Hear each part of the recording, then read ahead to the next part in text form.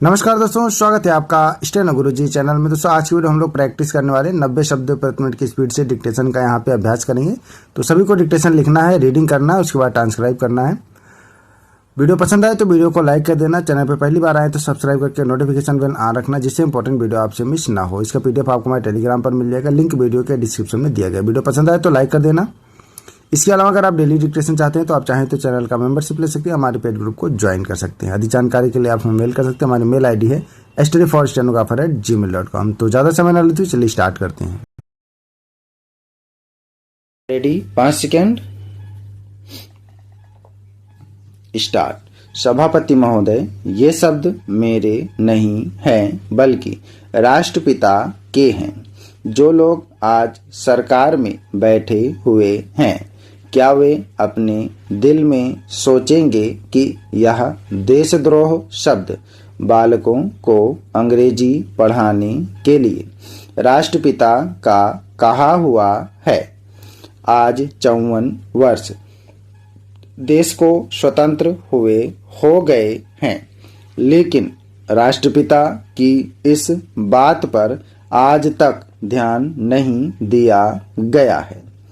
अंग्रेजी भाषा को पढ़ाना क्यों बंद नहीं किया गया और उसको दैनिक कार्यों में क्यों प्रयोग में लाया जाता है?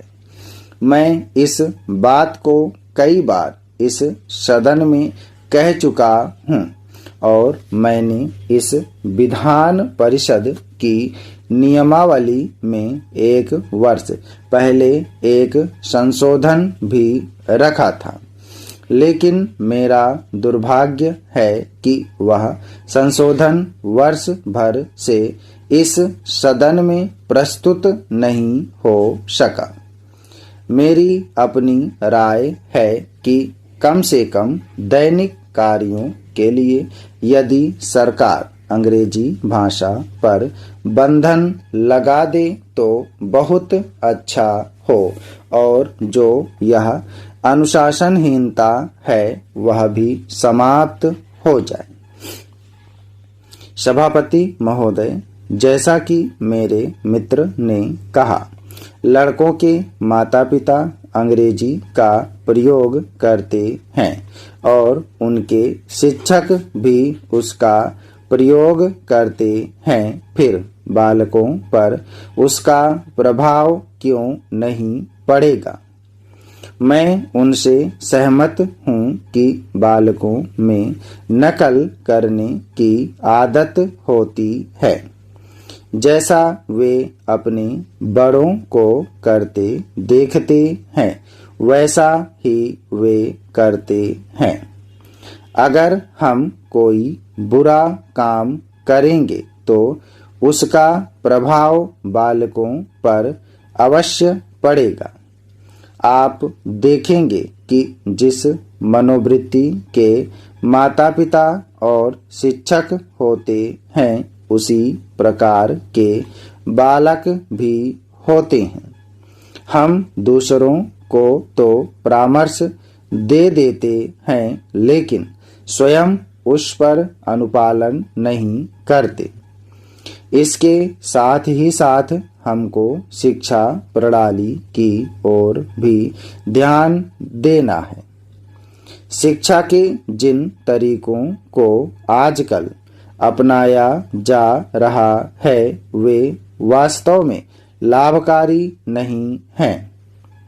सरकार की ओर से इस प्रकार का आदेश होना चाहिए कि 14 वर्ष तक बालकों को अपनी मातृभाषा में ही शिक्षा दी जाएगी और दैनिक कार्यों में भी अंग्रेजी का प्रयोग नहीं होगा।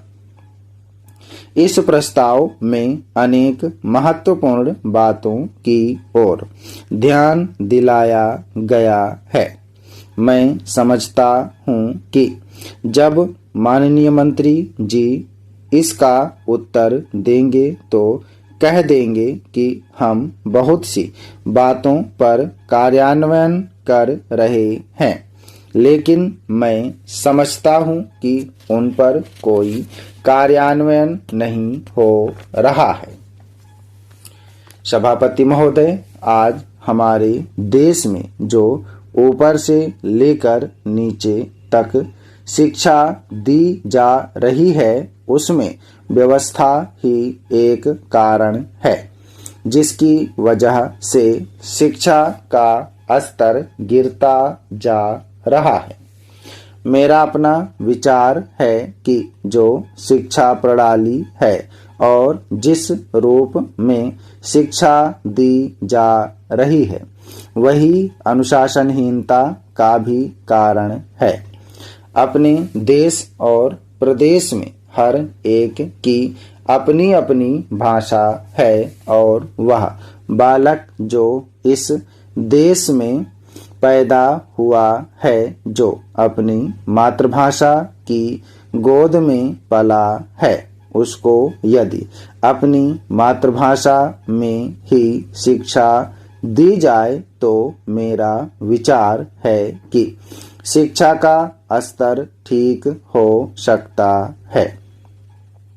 जो सबसे बड़ी भूल और कमी सरकार के द्वारा दी जाने वाली शिक्षा के संबंध में हो रही है, वह यह है कि बालक की मातृभाषा में शिक्षा न देकर उसको उस भाषा में शिक्षा देने की व्यवस्था की गई है, जो हमारे देश या प्रदेश की भाषा कभी रही ही नहीं।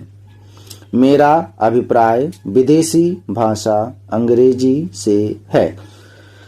मैं यह मानकर चलता हूँ कि जब से यह भाषा इस देश में आई है, चाहे वह किसी कारण से आई हो, इसे आप भी और इस माननीय सदन के सदस्य भी जानते हैं कि उससे बुरे परिणाम ही निकले हैं, कोई भलाई नहीं हुई है।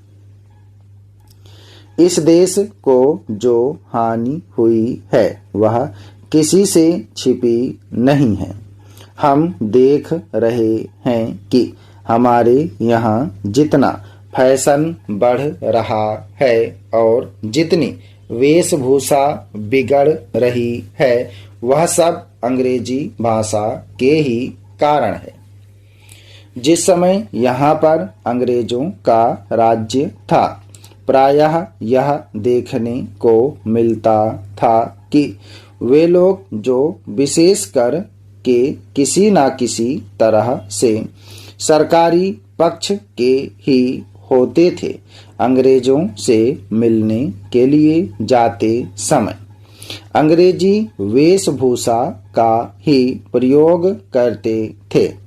परंतु यह इस प्रदेश और इस देश का दुर्भाग्य है कि अंग्रेजों का राज्य समाप्त हो जाने के बाद भी लोग उनकी वेशभूषा को पहनते चले जा रहे हैं। इससे जो प्रभाव हमारे देश के फैशन पर पड़ा, उससे लाभ के बजाय हानि ही हुई है और हो भी रही है।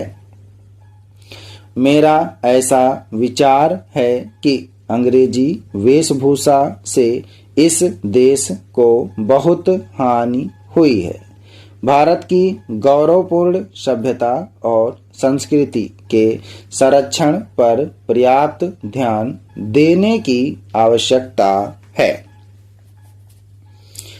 अध्यक्ष महोदय, मैं आपको एक और बात बतलाना चाहती हूँ और वह यह है कि कृषि विभाग को योजना आयोग ने बहुत गलत रास्ते में बिठा दिया है।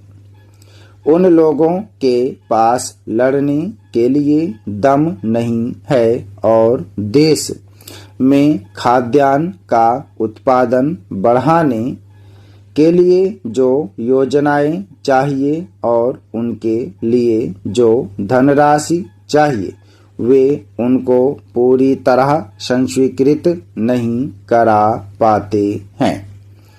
कृषि विभाग तो जमीन की तरह आधार होता है और उसी पर देश के लिए पर्याप्त अन्न पैदा करने का महान भार है। इसलिए यह बहुत आवश्यक है कि अधिक अन्न उपजाने के मार्ग में जो भी आवश्यक कदम यह विभाग उठाना चाहे उसमें किसी तरह की रुकावट ना हो। बहुत सी हड़तालें हो सकती हैं, मजदूर काम से बरी हो सकते हैं, लेकिन किसी भी हालत में वे खाने से बरी नहीं हो सकती। अब हम देखते हैं कि मिलों और कारखानों में हड़तालें हो जाती हैं, छुट्टी हो जाती है तो आम काम के दिनों की अपेक्षा लोग उन दिनों में ज़्यादा खाना खाते हैं, ज़्यादा दावतें करते हैं। आज यह हमारे लिए सर्वाधिक महत्व का विषय है कि हमारा अन्न का उत्पादन उस गति से बढ़े ताकि हम अपनी खपत से अधिक उत्पादन कर उसका निर्यात कर सकें। स्टॉप। धन्यवाद। ओके दोस्तों, आप लोग प्रैक्टिस है, सभी लोग मैटर को प्रैक्टिस और ट्रांसक्राइब करेंगे 90 शब्द प्रति मिनट की स्पीड से।